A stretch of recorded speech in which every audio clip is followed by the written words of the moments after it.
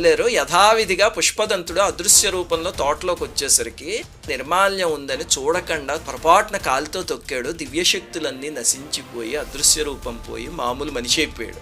అప్పుడు సైనికులు వచ్చి బంధించి కారాగారంలో పెట్టి కఠిన శిక్ష విధించారు. అప్పుడు పశ్చాత్తాపంతో అయ్యో నేను కైలాసంలో ఉండేవాడిని, ఈ చిన్న దొంగతనం అనే బలహీనత వల్ల అక్కడి నుంచి ఎంతకి జారిపోయానే అని బాధతో పరమేశ్వరుడి మీద స్తుతి చేశాడు. 31 శ్లోకాల స్తుతి, దాన్నే శివమహిమ్న స్తుతి అంటారు. ఆ స్తోత్రం చేశాక మొత్తం పాపాలన్నీ పోయి మళ్ళీ కైలాసానికి చేరిపోయాడు. రుద్రంతో సమానమైన శక్తి ఉన్న స్తోత్రం అది. ఈ కథ నుంచి ఏం తెలుసుకోవాలి అంటే 2 విషయాలు. మొట్టమొదటిది, నిర్మాల్యాన్ని ఎప్పుడూ దాటకండి. ఇంకా రెండవది, దొంగతనంగా పువ్వులు కోసి తెచ్చి దేవుడికి ఎప్పుడు పెట్టకండి. ఎవరో పువ్వులు మనకొద్దు, మన ఇంట్లో ఉన్న ఒక్క పువ్వు చాలు. అది లేదనుకోండి, మనస్సు అనే పువ్వుని స్వామి పాదాల దగ్గర పెట్టి పూజించండి. శ్రీమాత్.